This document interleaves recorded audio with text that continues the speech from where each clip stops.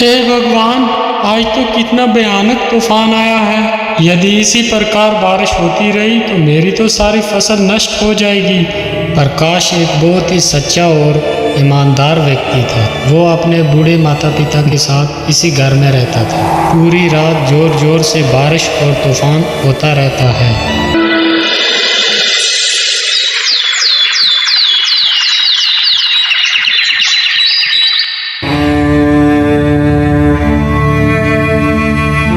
पिताजी, मैं खेतों की तरफ जा रहा हूँ। अभी जल्दी ही लौट कर वापस आ जाऊंगा। इतना बोलकर प्रकाश वहाँ से खेतों की ओर निकल जाता है।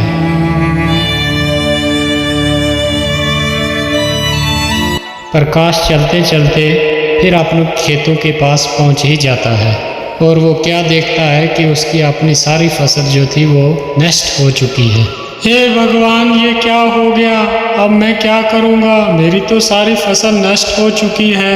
अनाज कहाँ से लाऊंगा और अपने बूढ़े माता पिता को क्या खिलाऊंगा? बेचारा प्रकाश वहाँ पेड़ के नीचे बैठकर बहुत देर तक रोता रहता है। हे भगवान, मेरे परिवार का सहारा बस ये खेत ही था। आज वो भी नष्ट हो गया। अब मैं क्या करूँगा? अब तो यहाँ रहकर मैं अपने माता पिता का पेट नहीं भर पाऊँगा। मैं ऐसा करता हूँ, अपने बूढ़े माता पिता को साथ लेकर कहीं दूसरे गांव में चला जाता हूँ। इतना कहकर प्रकाश वहाँ से अपने घर की तरफ चल देता है।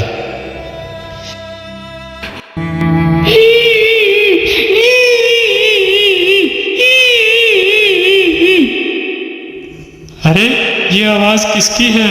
कौन रो रहा है इधर? मुझे तो लगता है कोई मुसीबत में फंसा हुआ है। एक बार ज़रा देखूं तो सही कौन है ये। फिर प्रकाश उसी ओर चलने लगता है जिस तरफ से वो आवाज़ आ रही थी और प्रकाश देखता है लोमड़ी अपने घायल बच्चों को देख देख कर रो रही है। जो बच्चे बिल्कुल अभी छोटे थे, चलने के लायक भी ना थे। अरे लोमड़ी, तुम क्यों रो रही हो? और तुम्हारे इन बच्चों को क्या हो गया है? अरे भैया, मैं तुम्हें क्या बताऊं, इस तूफान ने तो मेरा सारा घर ही उजाड़ दिया।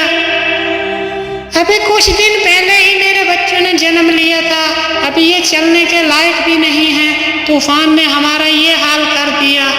अरे लोमड़ी, तुम दुखिए मत हो। मैं तुम्हारी कुछ मदद कर देता हूँ। मैं तुम्हारे बच्चे को दवाई लगा देता हूँ जिससे ज़ख्म बहुत जल्दी भर जाएंगे और मैं तुम्हारा ये घर भी थोड़ा ठीक कर देता हूँ। प्रकाश की ये बात सुनकर लोमड़ी की थोड़ी जान में जान आई। प्रकाश जल्दी से जाता है और कुछ दवाई की पत्तियाँ तोड़कर लाता है और जल्दी ही उन घायल बच्चों के घावों पर लगा देता है और फिर वो जल्दी से वो गिरा हुआ पेड़ जो था जिसमें वो रह रहे थे उसे सही जगह पर ये देखकर लोमड़ी बहुत ज़्यादा खुश हो जाती है। हे दयालु इंसान, तूने मेरे परिवार को मरने से बचा लिया। तुम बहुत अच्छे आदमी हो। मैं तुम्हारा ये एहसान कभी नहीं भूलूंगी। अच्छा लोमड़ी, अब मैं चलता हूँ। अरे रुको भैया, तुमने मुझे मुसीबत से निकाला, लेकिन मैं देख रही हूँ तुम्हारे चेहरे पे बहुत उदासी है। क्या कारण है? तुम इतने परेशान क्यों हो? अरे मैं क्या ही बताऊँ, जिस जालिम तूफान ने तुम्हें कष्ट दिया है उसी जालिम तूफान ने मेरा भी खेत जो था वो सारा तबाह कर दिया है और उसी फसल से मेरी सारी उम्मीदें थी। अब वो फसल भी सारी नष्ट हो चुकी है। अब मैं क्या करूँगा? खाना कहाँ से लाऊंगा और अपने बूढ़े माता पिता को क्या खिलाऊंगा? मेरे पास खेती के सिवा दूसरा कोई साधन भी नहीं है। अब तुम ही बताओ मैं क्या करूं? अरे मेरे भाई, आप दुखी मत हो। आपने इतनी हमारी मदद की है तो मैं भी आपकी एक मदद कर देती हूँ। मैं तुम्हें एक खजाने का रास्ता बताती हूँ जिसकी वजह से तुम्हारी गरीबी हमेशा के लिए खत्म हो जाएगी। लेकिन वो खजाना है कहाँ? वो खजाना तुम्हें नीलगिरी की पहाड़ियों में मिलेगा। याद रहे, वो खजाना देखकर तुम्हें ज्यादा लालची नहीं बनना। अगर तुम्हारे मन में ज्यादा लालच आई तो वो खजाना तुम्हें नहीं मिलेगा। ठीक है, मैं तुम्हारी बात को याद रखूंगा। अच्छा, मैं चलता हूँ। इतना बोलकर प्रकाश खजाने की खोज में निकल पड़ता है। प्रकाश चलते चलते बहुत ज्यादा थक गया था और उसे भूख भी बहुत लगी हुई थी। अरे, मैं तो चलते चलते बहुत ज़्यादा थक गया हूँ और मुझे भूख भी बहुत लगी है। यहाँ तो आसपास कुछ भी नज़र नहीं आता। मैं ऐसा करता हूँ कि कुछ आसपास ही खाने को ढूंढता हूँ, शायद कुछ खाने के लिए मिल जाए। इतना सोचकर प्रकाश खाना ढूंढने लगता है। काफ़ी देर इधर उधर भटकने के बाद उसे एक आम का पेड़ दिखाई देता है जिसमें बहुत सारे आम लगे हुए थे। अरे, इस पेड़ में तो कितने सारे आम लगे हुए हैं। मैं जल्दी से कुछ आम तोड़ लेता हूँ। और प्रकाश जैसे ही उस आम की तरफ अपना हाथ बढ़ाता है तो पेड़ के सारे आम गायब हो जाते हैं। ये देखकर प्रकाश बहुत ही हैरान हो जाता है। अरे, ये क्या हुआ? अचानक से वो सारे आम कहाँ गायब हो गए? बेटा, तुम इस पेड़ के आम ऐसे नहीं खा पाओगे। अरे, ये किसकी आवाज़ है? कौन है? और आसपास तो मुझे कोई भी नहीं दिखाई देता। फिर ये आवाज़ कहाँ से आ रही है? बेटा, मैं तो तुम्हारे सामने ही खड़ा हूँ। मैं एक पेड़ हूँ। लेकिन क्यों पेड़? मैं तुम्हारे फल क्यों नहीं खा सकता? बेटा, इंसानों ने हमें बहुत सारे कष्ट दिए हैं। हमने इंसानों के लिए क्या कुछ नहीं किया। उन्हें अपने स्वादिष्ट फल खिलाए और हम खुद धूप और बारिश में तकलीफ उठाते रहे। लेकिन तुम इंसानों को अपनी छाया में बिठाया, लेकिन बदले में तुम इंसानों ने हमारे लिए क्या किया? तुमने बारी बारी सारे पेड़ काट दिए हैं, जिसकी वजह से आज इतनी कड़कती धूप पड़ रही है। इसका कारण सिर्फ तुम ही हो और इस गर्मी की वजह से हमें भी पर्याप्त पानी नहीं मिल रहा। इसकी वजह से हमारी टनें भी सूख रहे हैं आहिस्ता आहिस्ता। अगर ऐसा ही चलता रहा तो जल्दी ही पृथ्वी का विनाश हो जाएगा। यदि इस विनाश को रोकना है, यदि कोई व्यक्ति एक पेड़ किसी मजबूरी के कारण काटता है तो उसके बदले कम से कम उसे 3 पेड़ लगाने होंगे, तभी हम इस पृथ्वी को सुरक्षित रख सकते हैं। लेकिन पेड़, मैं इसके लिए क्या कर सकता हूँ? बेटा, मैं तो किसी के पास जाकर ये बात नहीं बता सकता, लेकिन ईश्वर ने तो तुम्हें पैर दिए हैं। तुम हर एक व्यक्ति तक ये संदेश पहुंचाओ। ऐसा करने के लिए क्या तुम तैयार हो? तभी मैं तुम्हें फल खिला सकता हूँ। हाँ पेड़, ठीक है, मैं आपके इस संदेश को हर आदमी के पास पहुंचाऊंगा। प्रकाश की ये बात सुनकर पेड़ बहुत खुश हो जाता है और जल्दी से अपने कुछ फल नीचे गिरा देता है और प्रकाश उन फलों को उठाकर तुरंत खाने लगता है। फलों को खाकर प्रकाश आगे जाने लगता है।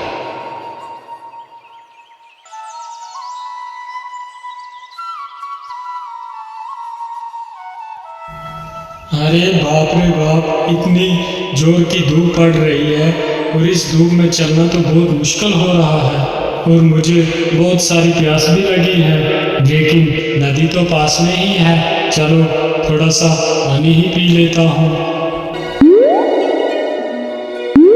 पानी पीकर जैसे तो सारी थकान दूर हो जाती है। अरे, पानी के भीतर ये क्या है जो इतना चमक रहा है? और प्रकाश अपना हाथ उस पानी में डालता है और जल्दी ही उस चमकते सिक्के को बाहर निकालता है। अरे, ये तो सोना है, लेकिन इस नदी के भीतर ये सोना आया कहाँ से?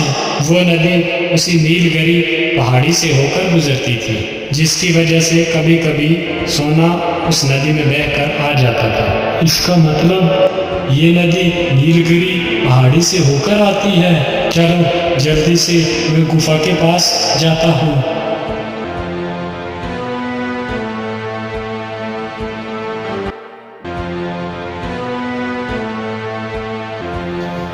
प्रकाश चलते चलते जल्दी ही नीलगिरी पहाड़ी के पास पहुंच जाता है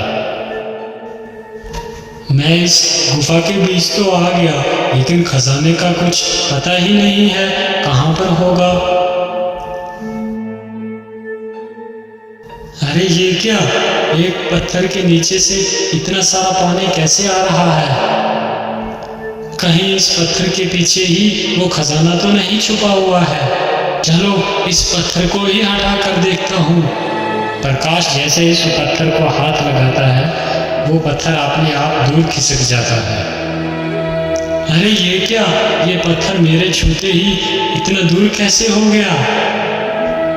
और देखता है गुफा की हर तरफ सोना ही सोना पड़ा हुआ है। अरे बाप रे बाप, यहाँ पर इतना सारा खजाना पड़ा हुआ है। कहीं मैं कोई सपना तो नहीं देख रहा? क्या ये हकीकत है? अरे नहीं नहीं, ये कोई सपना नहीं है, ये हकीकत ही में ही सोना है। चलो मैं अपनी ज़रूरत के हिसाब से ही सोना ले लेता हूँ। और प्रकाश एक पोटली भरकर सोना ले लेता है। आहा, इतना सोना मेरे जीवन के लिए बहुत काफ़ी है। इतना कहकर प्रकाश सोने की पोटली अपने सिर पर रखकर वहाँ से निकल पड़ता है। रुक जाओ, कौन हो तुम और इस पोटली में क्या लेकर जा रहे हो? क्या हुआ, तुम कुछ बोल क्यों नहीं रहा? इस पोटली के भीतर क्या छुपा के रखा है तुमने? अरे सरदार, ये ऐसे आदमी नहीं बताएगा। हम इसकी पोटली छीनकर खुद ही देख लेते हैं कि इसकी पोटली के भीतर क्या रखा है। हाँ जोरावर सिंह, तुम जल्दी से इसकी पोटली छीन कर ले आओ। बेचारा प्रकाश डर जाता है और उस पोटली को उस डाकू को दे देता है। अरे वाह, इसमें तो बहुत सारा सोना है। अरे युवक, तुम्हें ये सोना कहाँ से मिला? जल्दी से बताओ, वरना मारे जाओगे। भाई, ये सोना तो मुझे इसी गुफा से ही मिला है। वहाँ पर तो ढेर सारा सोना पड़ा है। मैंने अपनी ज़रूरत के हिसाब से थोड़ा ही सोना लिया है। क्या कहा? इतना सारा सोना? और जिस सोने को हम वर्षों से ढूंढ रहे हैं, और वो सोना तुम्हें मिल गया? हाँ भाई, वो सोना मुझे ही मिला है। और चल जल्दी जल्दी, और वो बता मुझे सोना कहाँ पर है, नहीं तो तुम्हें मारकर इसी गुफा में दफना देंगे। ठीक है भाई, अब मुझे कुछ मत करना, मैं आपको उसी गुफा के अंदर ले चलता हूँ। और जल्दी से जाकर उस बड़े पत्थर के पास रुक जाता है। क्या हुआ, तुम यहाँ पर क्यों रुक गए? यहाँ पर तो कोई सोना नजर नहीं आ रहा। अरे भाई, इस पत्थर के पीछे ही तो वो खजाना छुपा हुआ है। क्या इस पत्थर के पीछे वो खजाना है? लेकिन तू इस पत्थर के पीछे गया कैसे? और तुमने अकेले में ये रास्ते से हटाया कैसे? अरे दुष्ट, वो मुझे मूर्ख बना रहा है कि तूने अकेले में ही ये इतना बड़ा पत्थर हटा लिया, जबकि हम सारे लोग मिलकर इस पत्थर को दिन भर नहीं हिला सके, और तूने इस पत्थर को अकेले ही हटा दिया। नहीं भाई, मैं झूठ नहीं बोल रहा, मैंने सचमुच अकेले ही इस पत्थर को हटाया था और इसके अंदर मैं गया था।